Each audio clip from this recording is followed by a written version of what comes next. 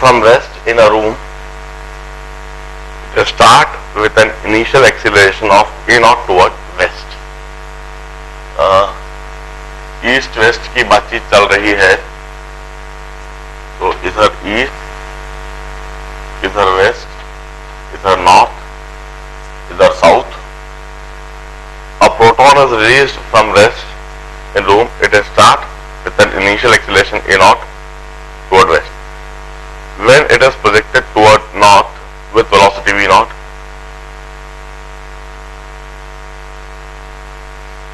यह वेस्ट की तरफ a naught से एक्सलेट होता है. When it is projected toward north with speed v naught, it moves with initial acceleration of 3a naught toward west. जब इसको इधर v naught से प्रोजेक्ट करा तो इसका इस कंडीशन में 3a naught से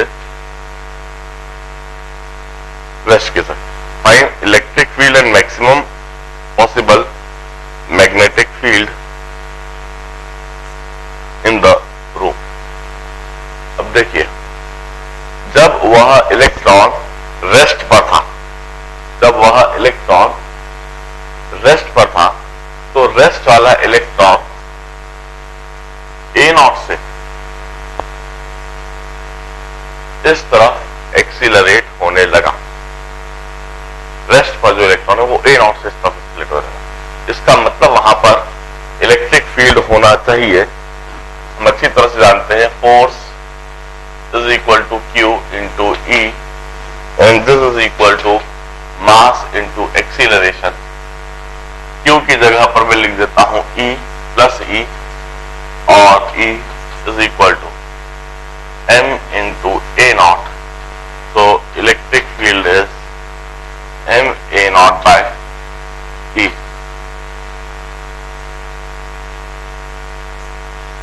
this must be the electric field. अब उसको जब v नॉट वेलोसिटी से इस तरफ प्रोजेक्ट करा तो उसका 3a नॉट से इस तरफ एक्सीलरेशन हुआ. तो 3a नॉट में से a नॉट तो वही इलेक्ट्रिक फील्ड की वजह से हो रहा होगा. और ये जो इलेक्ट्रिक फील्ड है, this electric field vector must be m a not by e, और इसकी डायरेक्शन एक्सीलरेशन इलेक्ट्रिक फील्ड की डायरेक्शन में होता है. तो इलेक्ट्रिक फील्ड की डायरेक्शन यही होगी, तो माइनस आई कैप लिख दूंगा मैं. This must B electric field.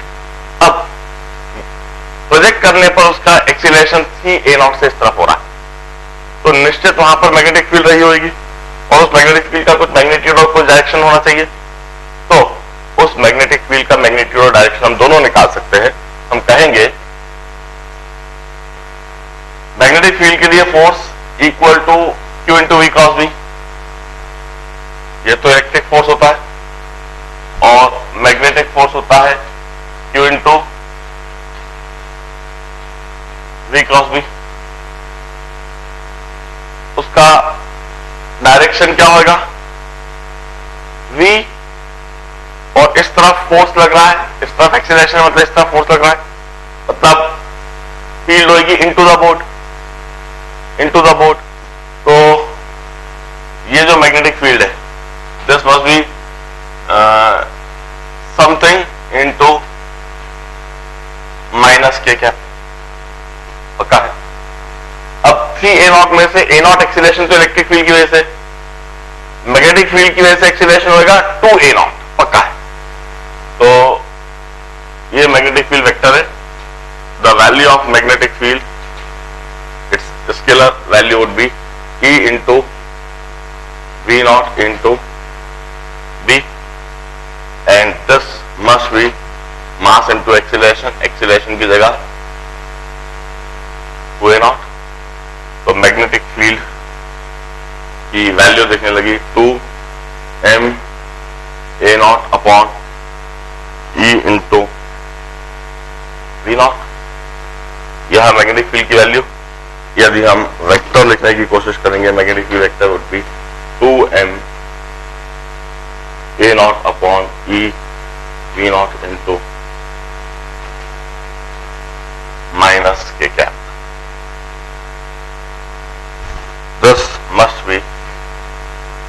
Field vector. और ध्यान से देखें, सर्टेन प्रॉब्लम करूंगा इसके बाद फटाफट। A wire carrying current I is kept in XY plane along the curve. A wire carrying current I is kept in XY plane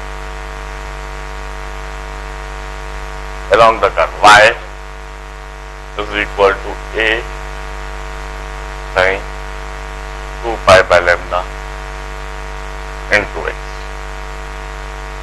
The magnetic field B is in the electric sign magnetic of magnetic force, the point of the wire between x equal to 0 to x equal to lambda. देखिए, सीधा सीधा जो concept है वो लगाना है। हम कहेंगे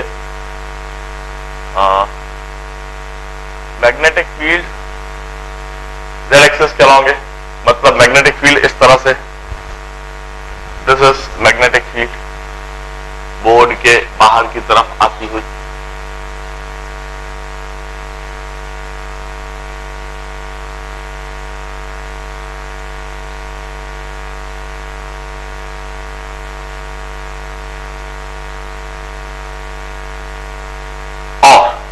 इसमें वायर XY प्लेन में रखा हुआ है। वायर कैसे रखा हुआ है जरा देखें, यह XY प्लेन है, जैसे यह X और यह Y। यह वायर यदि XY प्लेन में ऐसे रखा हुआ है, ऐसे, this is the wire. Current carrying wire को मैं ऐसे ड्रॉ करता हूं, दिस इज द वायर, जो कि एक साइन का रो बनाते हुए रखा हुआ। यह x इक्वल टू 0 और यह x इक्वल टू लैम्डा, और इसमें करंट है I।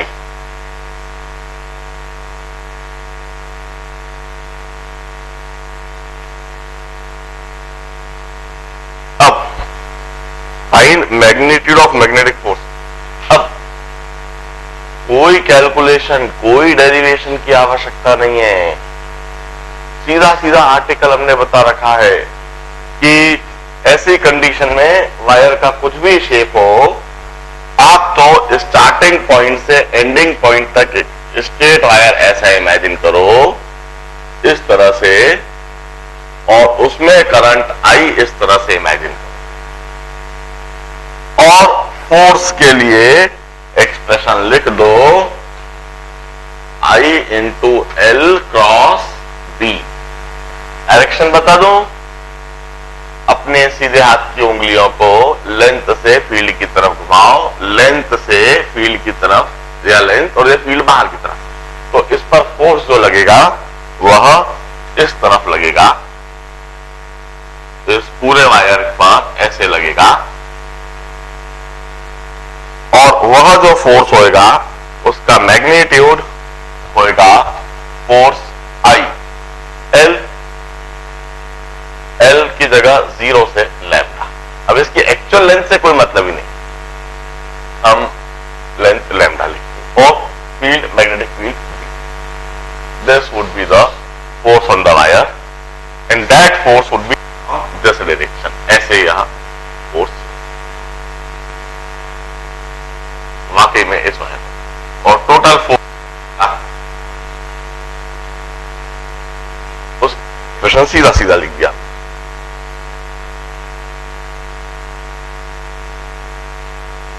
नाइन्थ प्रॉब्लम करेंगे अब। नाइन्थ प्रॉब्लम,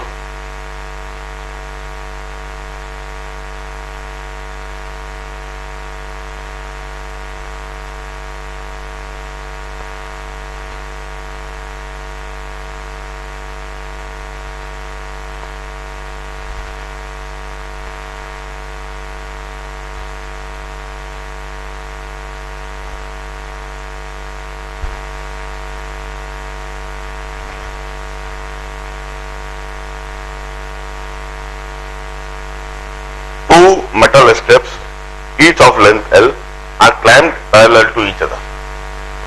मेटल स्टेप है, यह एक स्ट्रिप और यह एक स्ट्रिप, इसकी लेंथ L है विथ सेपरेशन B, इन दोनों में सेपरेशन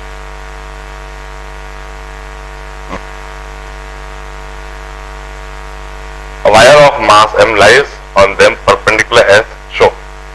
एक वायर इसके ऊपर ऐसे रखा हुआ है,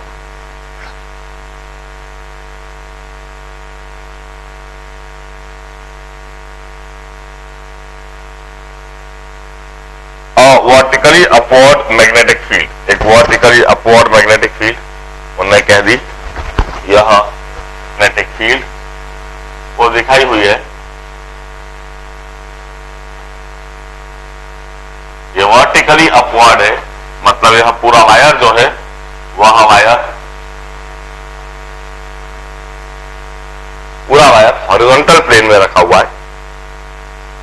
the metal strip are smooth but coefficient of friction between wire and floor is, ये तो स्मूथ है मगर इधर म्यू कोएफिशिएंट ऑफ फ्रिक्शन है। The current I is established when switch S is closed. अब यह इधर इन लोगों ने एक सर्किट बना रखा है और करंट की डायरेक्शन और सिस्टम का रेजिस्टेंस बता रखा है। करंट I इज एस्टैब्लिश्ड, इसमें करंट I फ्लो होने लगता है।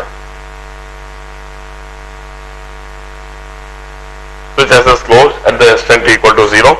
Discuss the motion of wire after the switch is closed. How far will the strip will the wire?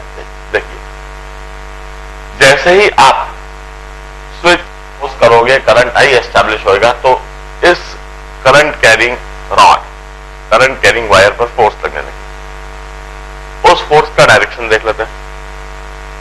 Force, magnetic force जो इस पर लगेगा वह I into L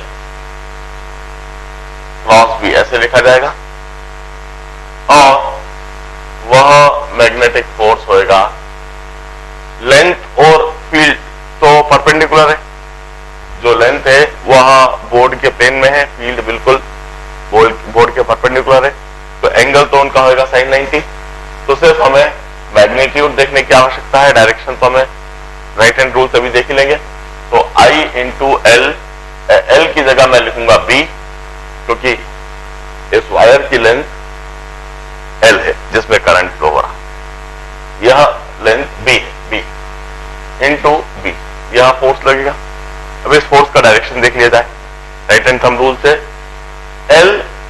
L into B इस तरफ, यह मैग्नेटिक फोर्स इस तरफ लग रहा है वायर और उसका मैग्नीट्यूड हमें दिख ही रहा है। अब इतना फोर्स लगा तो उसका एक्सीलरेशन लगेगा, एक्सीलरेशन कितना होगा? Acceleration is magnetic force upon mass I BB upon mass, कितना एक्सीलरेशन होगा?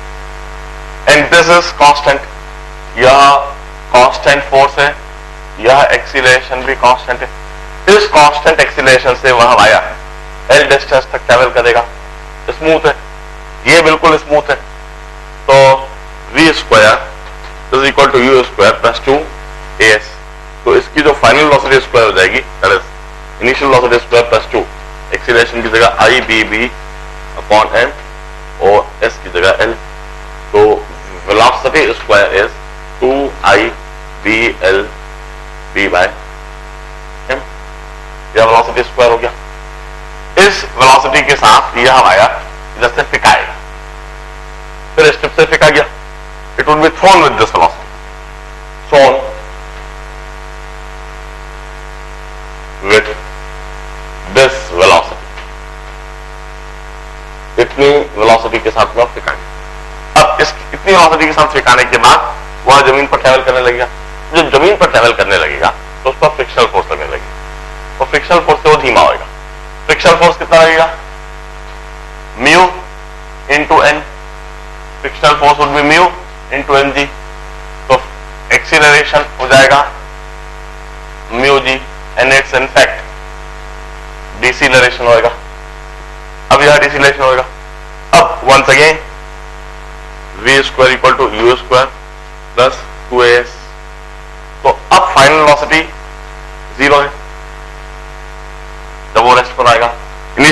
लिए 2I B L B by M, ये initial velocity square, plus 2 acceleration की जगह माइनस म्यू जी, और कितनी दूरी पर जाकर गिरेगा निकालना है। तो this time S is equal to 2 से 2 कट जाएगा, I B L B by mu M ji.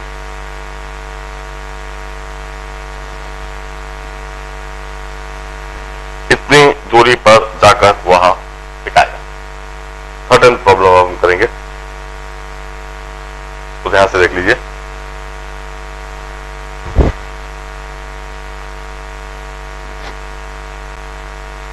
Third करने के लिए आई थिंक शायद थोड़ा 12th भी देखना पड़ेगा।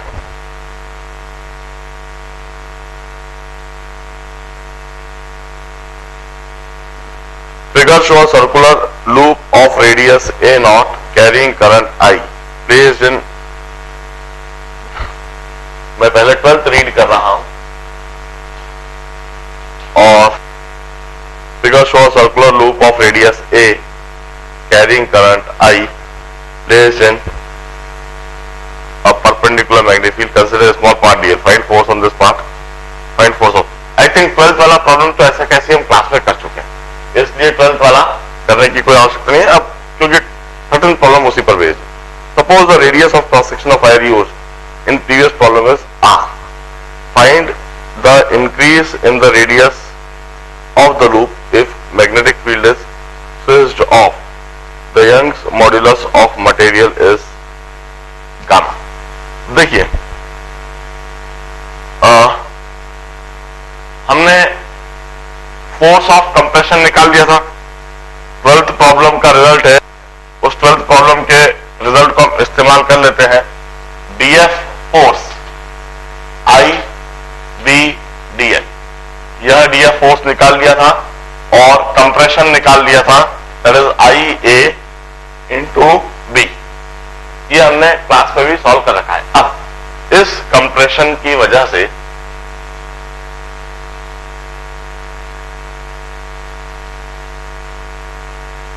यह वायर में हम कहते हैं gamma is stress upon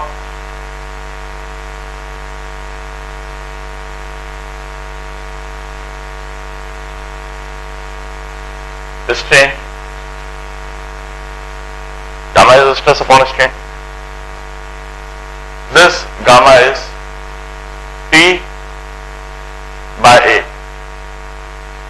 into delta L by L. Stress is force per unit area. मैं इधर F ही लिखता हूं, चलिए।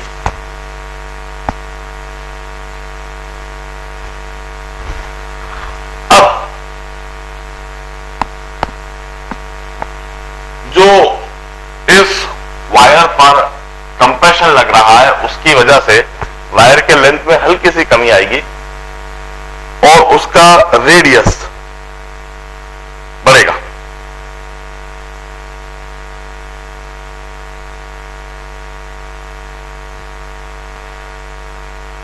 गामा दिया हुआ है I A B upon area की जगह pi A square,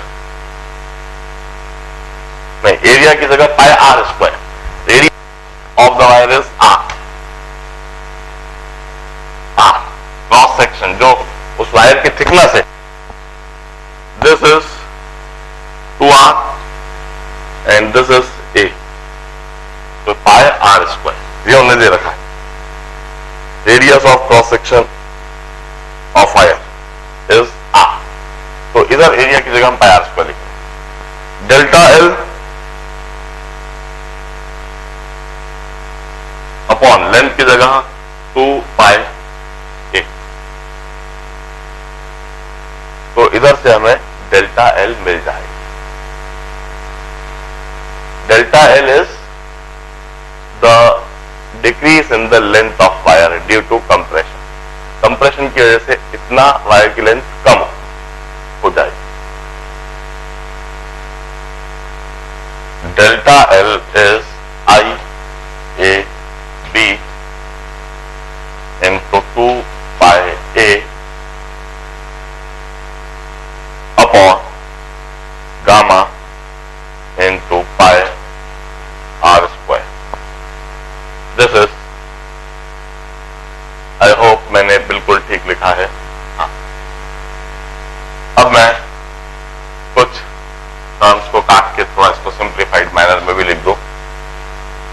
delta L is equal to, अब 2 I A square into B, 2 I A square into B by gamma R square delta L.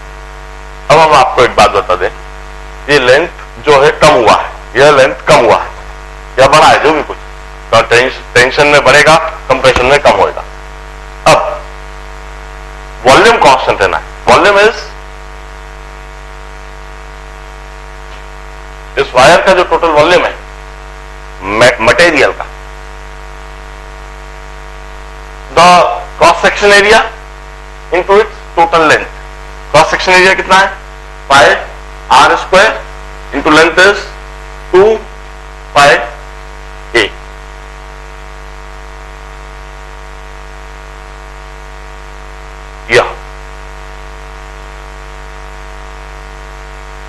This is the volume. ये volume constant है ना. मैं इसे differentiate कर देता हूं. इसे जब मैं डिफरेंशिएट करूंगा, और इसे डिफरेंशिएट करते समय वॉल्यूम लिख रहा हूं मैं 2 पाई स्क्वायर आर स्क्वायर ए. इसे डिफरेंशिएट करूंगा तो v कांस्टेंट है, इसलिए 0, v का डिफरेंशियल 0 हो जाएगा. तो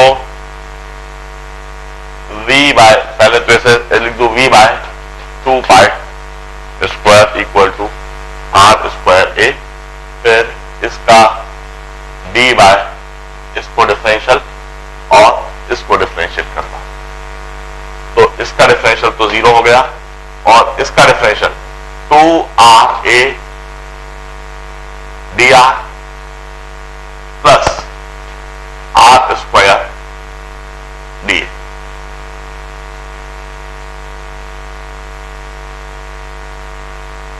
dr इज, यही हमने पूछा है, increase in radius of the loop. Increase in radius of loop is da. da is increase in radius of loop.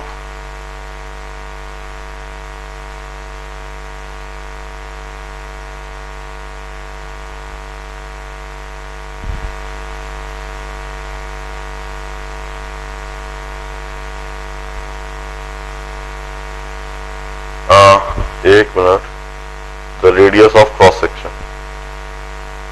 Find the increase in radius of the loop. dA is increase in radius of the loop. This is equal to minus 2 a dr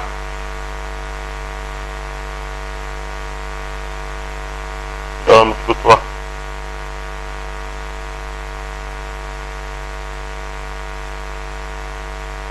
I think ये चीज हमने पहले ही निकाल ली है. अब हम जो निकाल रहे हैं वो तो अलग चीजें, ये चीज ऑलरेडी हमने निकाल ली है. डेल्टा एल ऑलरेडी आ चुका है, और डेल्टा एल से increase in radius of loop तो पहले ही आ चुका है.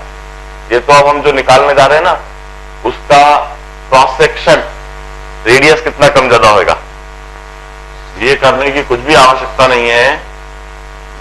सिर्फ इधर से ही सीधा ये डेल्टा एल ही चुका है, दिस इंक्रीज इन लेंथ और दिस डिक्रीज इन लेंथ. तो अब हम कहेंगे दिस लेंथ इज, लेंथ होता है 2 पाई ए और delta L is 2 pi into delta A. तो delta A is delta L by 2 pi. जो उन्हें पूछा है वो तो हम पहले ही निकाल चुके, और अब जो हम निकालने का प्रयास कर रहे हैं उन्हें पूछा ही नहीं. सीधा delta A is increase in radius or the change in radius. Change in radius is delta A, it's delta L by 2 pi. जरा करके देख लो, I A square B by 2 से 2 cancelled, pi gamma R square. अब ये जो delta A है, इसके आधार पर हम वो भी निकाल सकते हैं कि इसका रेडियस कितना कम ज्यादा होगा. डेल्टा आर, क्योंकि यह जब लेंथ बढ़ेगी तो इसका रेडियस कम होगा. उसको निकालने के लिए मैं फर्दर एक एक्सटेंशन और कर रहा था, दैट इज उसका वॉल्यूम लिख रहा था. और वॉल्यूम कह रहा था कितना होगा. मैं दोबारा उस काम को तो करता हूं, although that is not the part of the problem, but yet that may be further extension of the problem.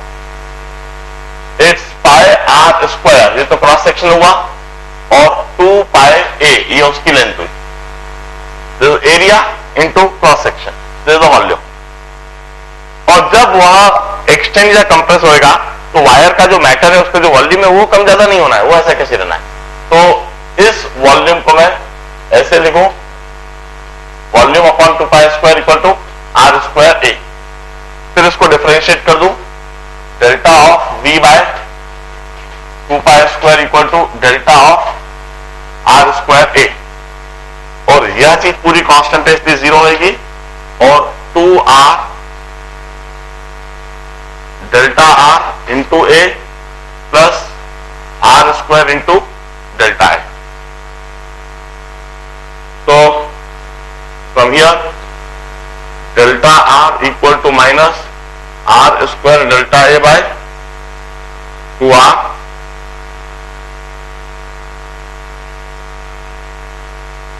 Bye A. तो delta R is equal to minus R delta A by 2a. और delta A इधर से रखा जा सकता है, तो इससे हमको ये भी आ जाएगा. माइनस साइन इंडिकेट्स कि डेल्टा ए कम होएगा तो डेल्टा आर बढ़ेगा.